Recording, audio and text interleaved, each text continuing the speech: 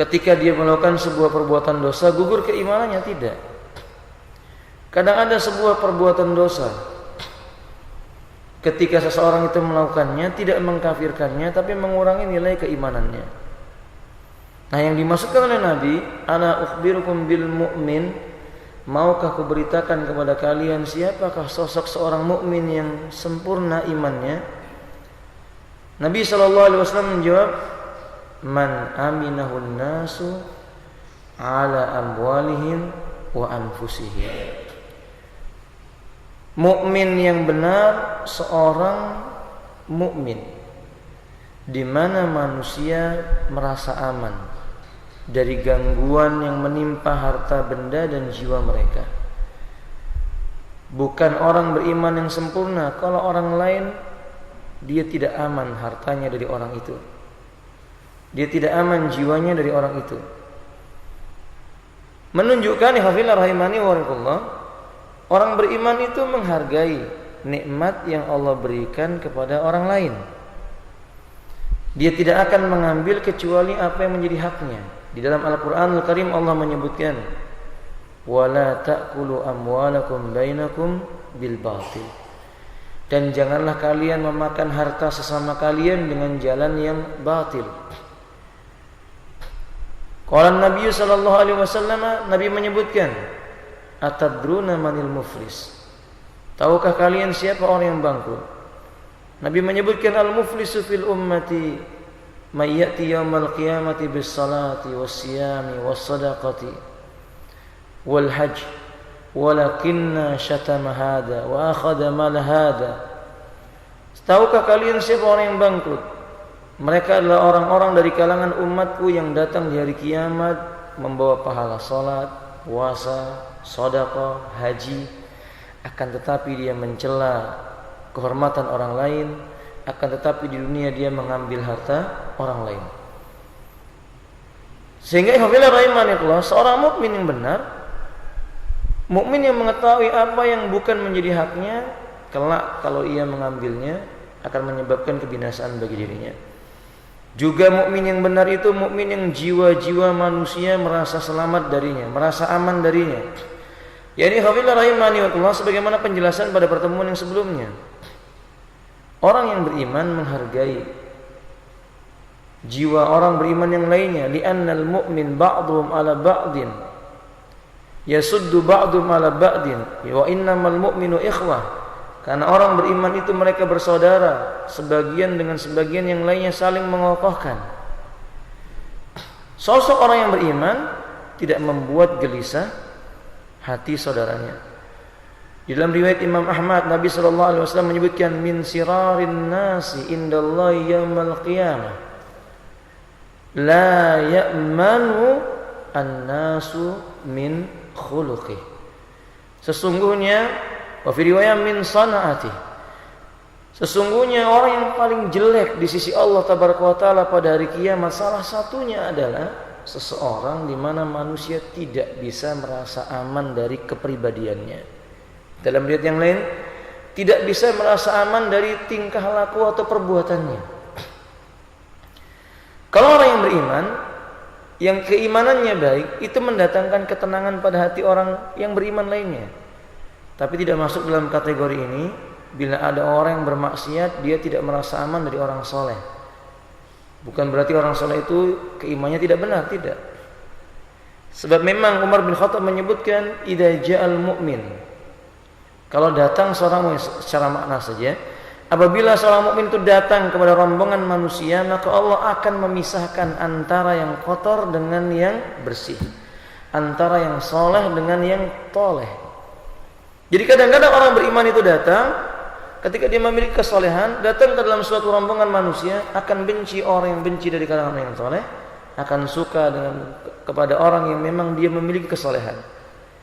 Sehingga orang-orang yang toleh tidak merasa aman, akan terbongkar aibnya, akan diperlihatkan oleh Allah Subhanahu wa taala kekeliruannya, supaya orang soleh ini bisa menasihatinya, bisa mengalahkannya kepada perkara yang diridhai oleh Allah Tabaraka wa taala.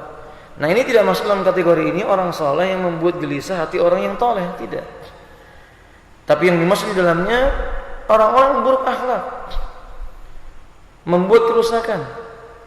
Jadi saudara kaum muslimin rahimani Allah, jadi memiliki cita-cita yang buruk seperti jadi preman itu bukan cita-cita yang menyelamatkannya di yaumil qiyamah. Sebagian orang bangga menjadi pemimpin sebuah kelompok perusak akhlak dan semisal daripada itu. Jiwa orang lain tidak merasa aman darinya. Kelak di yaumil qiyamah dia bangkit dalam keadaan orang yang paling buruk di sisi Allah tabaraka wa taala. Bahkan Nabi SAW menegaskan, la taqumus sa'a sirarun nas indallahi, manusia yang paling jelek di sisi Allah tabaraka wa taala yub'atsu yaumal qiyamah, ketika dibangkitkan hari kiamat, wahum, mereka ini manusia ini hidup masih ada menyaksikan, wahum hayyun, orang yang masih hidup ketika hari kiamat itu dibangkitkan, maka mereka itulah orang yang paling jelek di sisi Allah tabaraka wa taala. Imam Ahmad pernah ditanya, apa maksudnya? Beliau mengatakan, yakni su'ul khuluq, laisa lahuddin, tidak punya agama, kepribadiannya jelek, membuat kerusakan di muka bumi, tidak ada manusia yang merasa aman dari dirinya. Atau kama qala rahimahullah taala.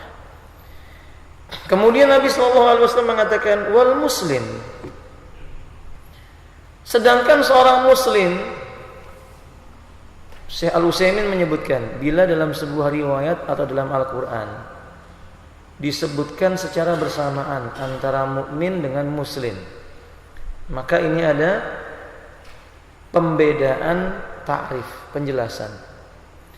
Tapi kalau dalam Al-Quran atau hadis disebut dalam hadis itu, dalam Al-Quran misalnya innamal mu'minuna ikhwah, sesungguhnya orang yang beriman itu mereka bersaudara, maksudnya adalah orang muslim. Kalau dalam hadis Nabi menyebutkan al-muslim akhul muslim, seorang muslim itu menjadi saudara bagi muslim yang lain, maksudnya adalah muslim yang beriman.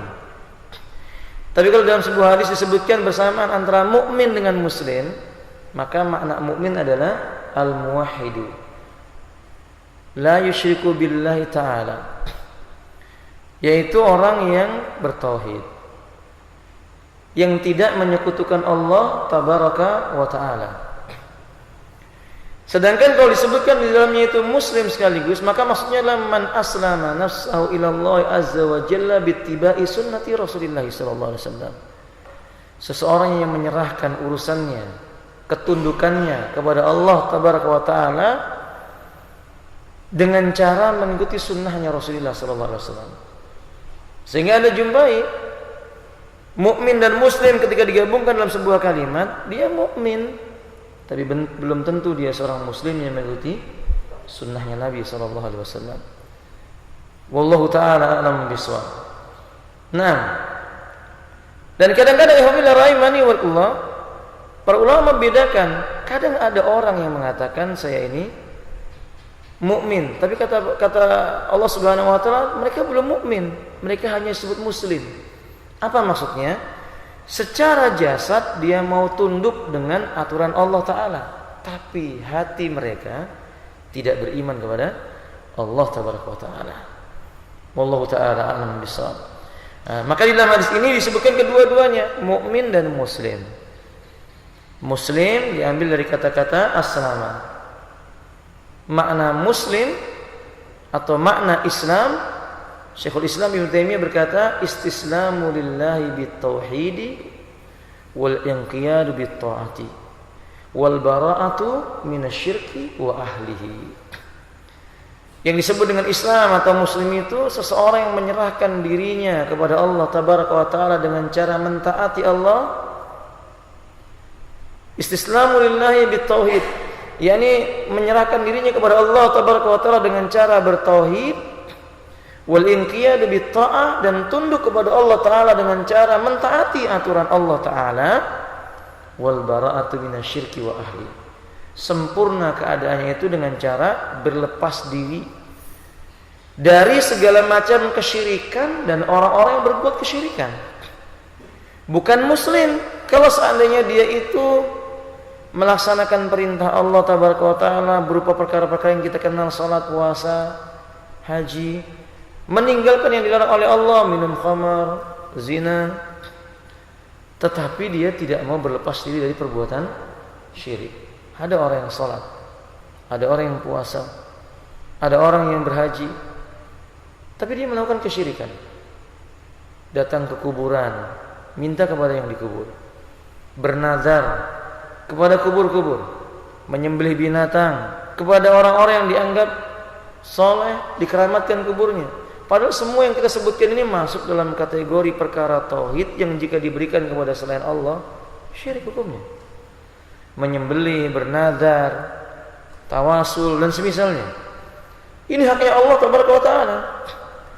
Sehingga ikhwanilah rahimani wa rahimakumullah, salah seorang ulama yang bernama Imam bin Bas berkata, "Idza ra'aitar rajula yasjudu aw yarka'u aw yad'u ila al-maqbarati fattahim annahu musyrik." Wa fi riwayat dalam ucapan yang lain beliau menyebutkan fala syakka annahu musyrikun. Bila engkau melihat ada seseorang sujud kepada kuburan, rukuk kepada kuburan, minta kepada yang dikubur, walaupun dia sholat, dia puasa, dia zakat, dia haji, jangan ragu lagi, orang itu adalah orang musyrik. Dia bukan muslim. Wallahu ta'ala alam bishawab. Nah, kemudian dijelaskan oleh Nabi sallallahu alaihi wasallam, muslim sempurna keislamannya itu siapa mereka? Man saliman nas min lisanihi wa yadihi. Di riwayat yang lainnya Nabi berkata, al-muslimu man salimal muslima min lisanihi wa yadihi. Jadi ada kemiripan. Cuman pada riwayat Imam Ahmad ini kalimatnya man saliman nasa, man saliman nas min lisanihi wa yadihi. Kalau dalam riwayat yang lainnya man salimal muslim min lisanihi wa yadihi. Sosok muslim yang sejati adalah seorang muslim yang saudara muslim yang lainnya selamat dari keburukan lisannya dan dari kejelekan tangannya. Hadis yang lainnya, muslim yang sejati adalah muslim yang manusia selamat dari kejelekan lisannya dan dari kejelekan tangannya. Di dalam riwayat Imam Muslim, Nabi SAW datang kepada beliau seorang laki dan berkata, "Ya Rasulullah, amal apa yang membuat manusia masuk ke dalam surganya Allah Azza wa Jalla?" Nabi SAW berkata, "Amsik alaika ma baina lisanak, ma baina lihiyataik, wa ma baina rijlaik." Atau kama qala alaihi salatu wasallam, akhrajahu Abu Daud wa Darimi wa ghairuhuma. Jagalah olehmu apa yang terdapat di antara dua jenggotmu dan apa yang terdapat di antara dua kakimu. Mu'adz bin Jabal radhiyallahu ta'ala an diberitahu oleh Nabi, ala ukhbiruka, atau maknanya maukah aku beritahukan kepadamu puncak dari pintu segala kebaikan. Kata Mu'adz bin Jabal, bala ya Rasulullah, tentu saya mau. Qala Nabi sallallahu alaihi wasallam, amsik alaika ma baina lihiyataik. Wa fi riwayat amsik alaika lisanak. Mu'adz, peliharalah lisanmu, jaga baik-baik lisanmu. Mu'adz berkata, ya Rasulullah, abi sababi ma natakallamu bilisanina nahnu mahudun. Apakah karena sebab apa yang kami ucapkan dengan mulut kami akan disiksa oleh Allah yaumul qiyamah, pada hari kiamat. Qala alaihi salatu wasalam, Nabi mengatakan, sakilat ka ummuk ya Mu'adz. Kamu ini bagaimana hai Mu'adz? Celaka ibu yang melahirkanmu ini. Ini maksudnya bukan mendoakan ibunya Mu'adz celaka, tidak, tapi ini ungkapan. Mengapa kamu bisa berpikiran seperti itu? Gimana kamu wahai Mu'adz? Kata Rasulullah sallallahu alaihi wasallam, kam minan nasi, berapa banyak manusia yatakallamu bi kalimatin la yubali biha, dia mengucapkan dengan satu buah kata-kata yang dia tidak menganggap perkara itu hal yang berat baginya, dia abaikan ucapannya itu.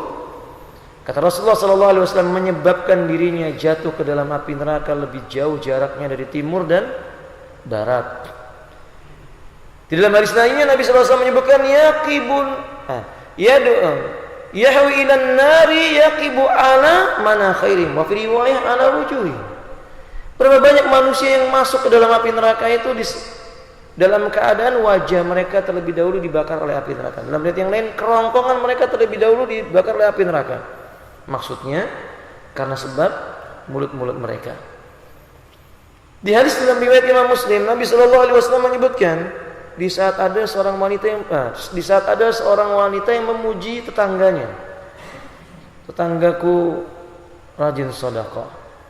Tetanggaku rajin salat ya Rasulullah. Tetanggaku rajin menyambung tali silaturahim. Tiba-tiba Nabi mengatakan hiya finnar, dia nanti masuk neraka. Maka sahabat ini kaget, bagaimana mungkin orang salat, orang sedekah, orang menyambung tali silaturahim kok masuk ke dalam neraka? Padahal ini amal-amal saleh semuanya. Lalu Nabi SAW menyebutkan bisa dari lisannya, itu karena lisannya.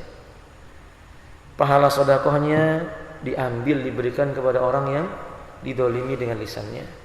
Pahala amal menyambung tali silaturahimnya, salatnya diambil diberikan kepada orang yang didolimi dengan lisannya. Dia bangkrut, habis amal perbuatannya itu, menjadi menyesal dia di yaumil qiyamah. Kata para ulama, dia datang dalam keadaan membawa cahaya, akan tetapi cahaya itu dihilangkan oleh Allah Ta'ala. Tiba-tiba cahaya itu meredup. Telah kita terangkan pada pertemuan yang sebelumnya, di antara kaum muslimin itu apa?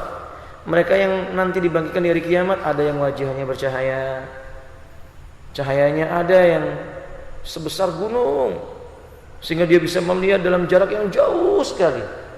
Ada yang anggota bekas wudhunya saja yang bercahaya. Ada yang cuma bagian jempol kakinya yang bercahaya. Jempol kakinya bercahaya sehingga dia bisa berjalan. Itu menunjukkan pada hari kiamat itu nanti gelap gulita. Ketika dia berjalan beberapa langkah, cahayanya itu redup, hilang. Ini gambaran tentang orang-orang yang bangkrut karena mendolimi manusia. Jangankan seorang muslim, mendolimi orang yang non muslim saja atau orang yang kafir saja tidak boleh. Rasulullah SAW berkata, Innallaha kataba alaikumul ihsan. Sesungguhnya Allah Ta'ala telah mewajibkan kepada kalian untuk berbuat kebaikan ala kulli syai', untuk segala macam perkara. Sampai Nabi menyebutkan fa idza qataltum fa ahsinu al-qitlah. Kalau kamu mau membunuh musuhmu, bunuhlah dengan cara yang baik. Enggak boleh zalim. Enggak boleh membunuh musuh dengan cara yang zalim, dipotong-potong, dimutilasi, tidak dibenarkan dalam syariat. Nabi SAW berkata, ittaqul dzulma inna dzulma dzulumat yaumil qiyamah. Takutlah kalian dengan kezaliman. Sekecil apapun kezaliman membawa kegelapan di hari kiamat. Apalagi kalau seandainya itu merusak kehormatan seorang muslim saudaranya. Di dalam Al-Qur'anul Karim, ini ayat sebagai penutup pada penjelasan min lisani ini, Allah Subhanahu wa taala menyebutkan, ya ayyuhalladzina amanu ijtanibu katsiran minadh-dhann inna ba'dadh-dhanni ismun, sampai kepada kalimat wala yaghtab ba'dukum ba'dha ayuhibba ahadukum ayyakula lahma akhihi maitan fakarihtumuh. Hai orang-orang yang beriman, jauhilah oleh kalian banyak berprasangka, karena sesungguhnya sangka-sangka itu sebagiannya adalah dosa. Kebanyakan prasangka itu sesungguhnya sebagiannya adalah perbuatan dosa. Sampai Allah berkata, jangan kalian menggibah sebagian kalian atas sebagian yang lainnya. Sukakah kalian, kata Allah, memakan daging saudara kalian yang sudah menjadi bangkai? Memakan daging saudaranya masih hidup saja menjijikkan, apalagi yang sudah menjadi bangkai. Fakaritumu, kata Allah, tentu kamu merasa jijik dengannya, tidak suka dengannya. Kemudian ucapan Nabi menyebutkan wayadihi, dan seorang muslim yang sejati, muslim yang saudaranya atau manusia selamat dari kejelekan tangannya ini. Lihat orang Yahudi, dikatakan oleh Allah Subhanahu wa taala al-maghdubi alaihim. Mereka itu golongan yang dimurkai oleh Allah Tabaraka wa taala. Nabi sampai berkata, la'anallahu al-yahuda. Allah melaknati orang Yahudi. Orang ini Yahudi, Nasrani, Yahudi ini dilaknat oleh Allah Azza wa Jalla, ditimpakan kemurkaannya oleh Allah Azza wa Jalla sampai yaumil qiyamah. Illa man aslama, kecuali ketika mereka itu sudah masuk Islam. Ketika mereka tidak masuk Islam, apa yang dilakukannya? Dia membuat kerusakan di muka bumi. Dia membuat kehancuran dalam agama Allah dan dalam diri manusia, masyarakat. Sampai Allah mengatakan wa makaru wa makarallah wallahu khairul makirin. Yahudi itu kerjanya mau membuat makar kepada Allah dan agamanya Allah. Allah balas makar mereka dan Allah lah zat yang paling kuat membuat makar. Sebaik-baik zat yang membuat makar bagi orang yang mau berbuat makar kepadanya. Itu kenapa? Karena tangan-tangannya dibalas oleh Allah makarnya. Ketika Nabi mengatakan la'anallahu yahuda, Allah laknat Yahudi. Apa yang menyebabkan mereka dilaknat? Salah satunya kata Nabi, hina yughayyiru kutuballah, dengan tangan mereka itu merubah kitabullah. Di hadis yang lainnya, Yahudi terkenal dengan suka membunuh nabi dan orang soleh. Yahudi itu kerjanya membunuh nabi, membunuh orang-orang soleh. Setiap orang yang mereka dengki dibunuh. Itu karena tangan-tangan mereka. Lucunya, mereka itu punya prinsip dengan mengatakan yang mereka lakukan itu membuat kemaslahatan. Kalau dikatakan kepada mereka la tufsidu fil ard, jangan bikin kerusakan di muka bumi, jangan buat kegaduhan, jangan buat kekacauan, malah mereka berkata innama nahnu muslihun. Oh enggak, saya justru membuat apa? Kebaikan. Seperti sekarang Pak, lihat Yahudi itu. Dia buat makar, mau bikin istilah polisi dunia lah. Tapi lihat, dia buat makar menebarkan sebuah opini hak asasi manusia. Ini hasil pemikiran Yahudi. Tapi mereka yang melanggar. Apa yang mereka katakan sendiri? Kita tidak menjumpai sebuah kerusakan di muka bumi ini, dimanapun tempatnya, sekecil apapun bentuknya, pasti ada campur tangannya Yahudi. Semua kerusakan di muka bumi ini pasti campur tangannya Yahudi. Makanya Allah Subhanahu wa taala menyebutnya dengan al-maghdubi alaihim. Nah, seorang mukmin tidak boleh meniru mereka. Tapi memang shadaqa Rasulullah sallallahu alaihi wasallam, benarlah ucapan Rasulullah ketika beliau mengatakan, la tattabi'anna sunnana man qablakum sibran bi sibrin dira'an bi dira'in law dakhalu jura dabbin adakhaltuhu. Qila al-yahud ya Rasulullah, qala faman. Benar-benar kalian akan mengikuti jejak orang yang datang sebelum kalian, sejengkal demi sejengkal, sehasta demi sehasta. Seandainya mereka masuk ke dalam lubang dob, binatang yang bernama dob, kalian pun niscaya akan mengikutinya. Ditanya Nabi, apakah yang dimaksud mereka itu Yahudi? Kata Nabi, siapa lagi kalau bukan Yahudi? Shadaq, benar. Shadaqa Rasulullah, benar ucapan Rasulullah SAW terbukti pada hari ini Bapak. Apa sih yang gak diikuti oleh sebagian orang pada hari ini tentang keadaan Yahudi? Diikuti, termasuk membuat kerusakan. Nah, seorang mukmin gak boleh merusak saudaranya, merusak manusia dengan tangannya. Lalu wal mujahidu, kata Nabi, kalau begitu yang berikutnya, tahukah kalian siapa mujahid? Dari kata-kata jahada, jihad, mujahid pelakunya namanya. Jihad maknanya adalah mengerahkan segenap kemampuan untuk menolak kekufuran, kemunafikan dan kerusakan. Ini disebut dengan jihad. Nah, mujahid itu adalah orang yang telah mengerahkan segala kemampuannya. Dia gunakan untuk memerangi kekufuran, kesyirikan, kemunafikan, kemaksiatan sebatas kemampuan yang mereka miliki. Tapi Nabi menjelaskan, orang mujahid yang sempurna adalah bukan orang yang bisa memerangi orang kafir, bukan orang yang bisa memerangi orang musyrik, orang munafik saja, bukan. Ada hal yang tidak boleh dilewatkan. Man jahada nafsahu fi taatillah.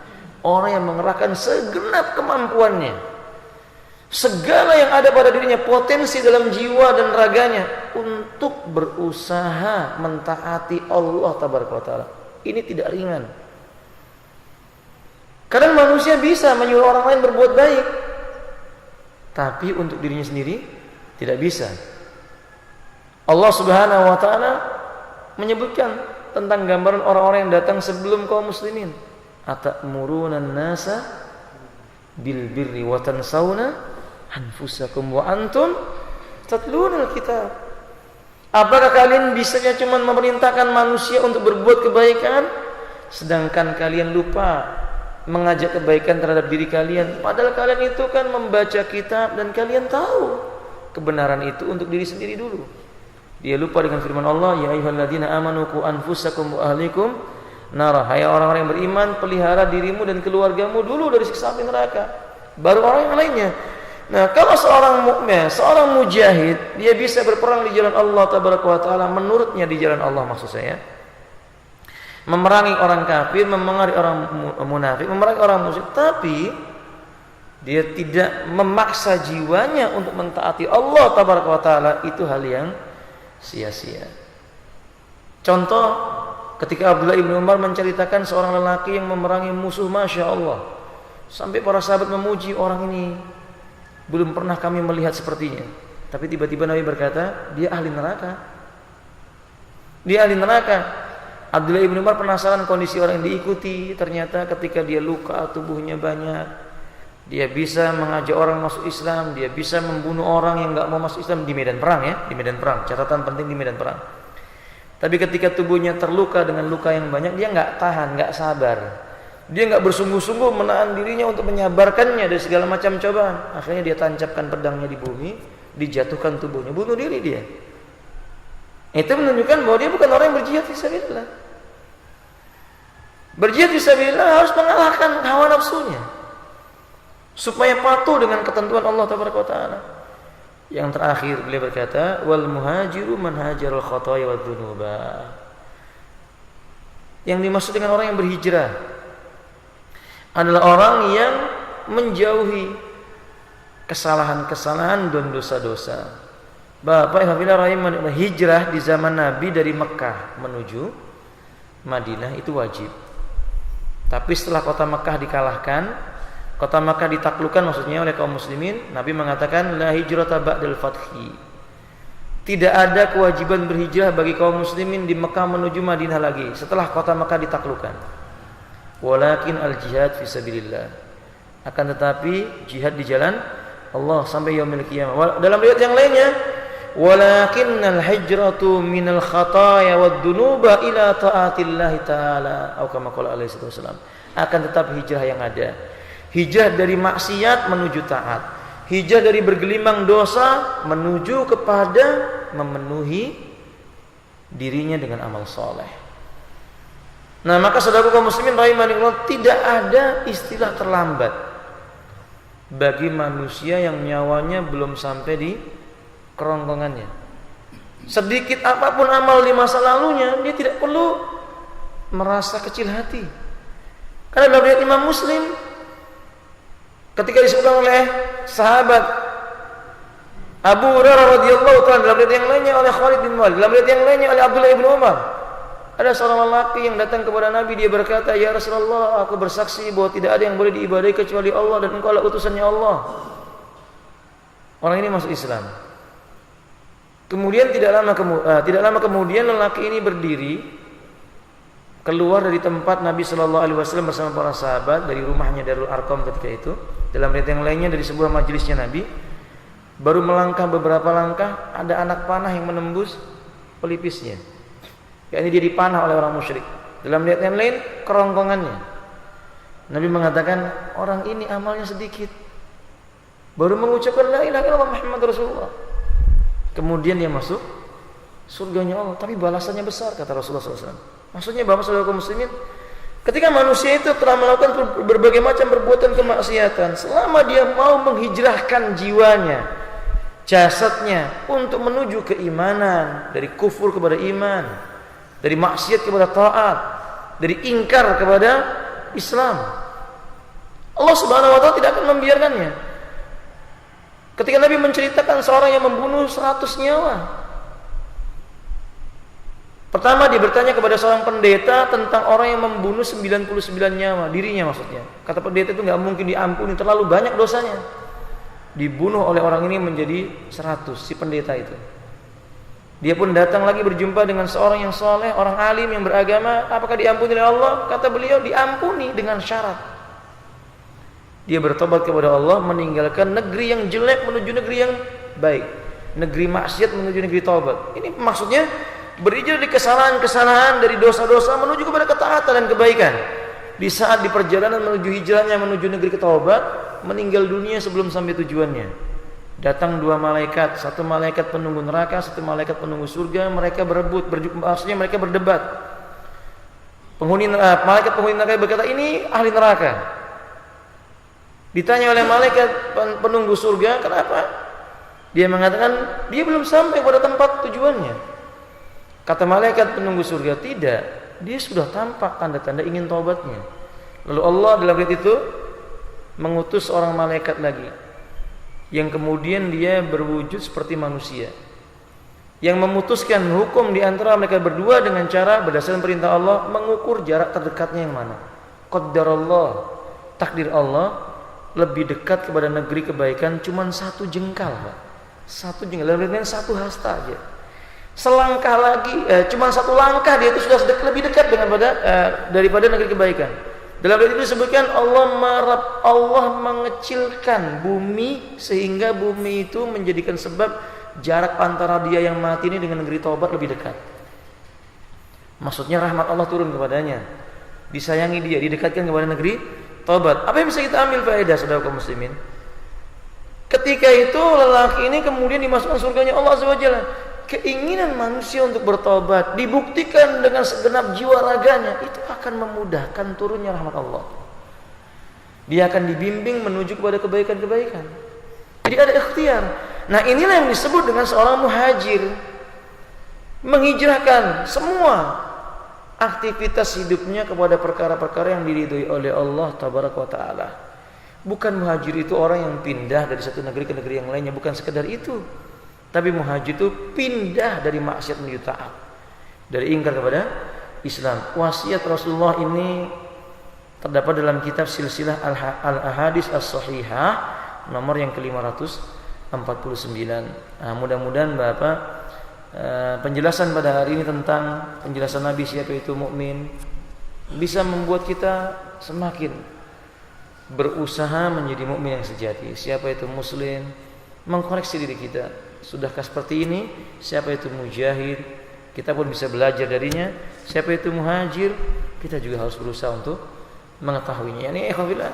Inilah muslim yang benar, mukmin yang benar, mujahid yang benar, muhajir yang benar di sisi Nabi sallallahu alaihi wasallam.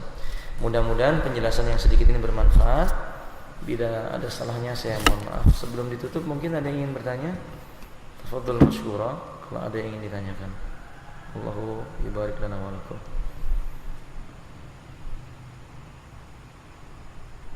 Nah, kalau tidak ada kita cukupkan sampai di sini. Akhiru da'wana alhamdulillahi rabbil alamin. Subhanakallahumma wa bihamdika asyhadu an la ilaha illa anta astaghfiruka wa atubu ilaik. Assalamualaikum warahmatullahi wabarakatuh.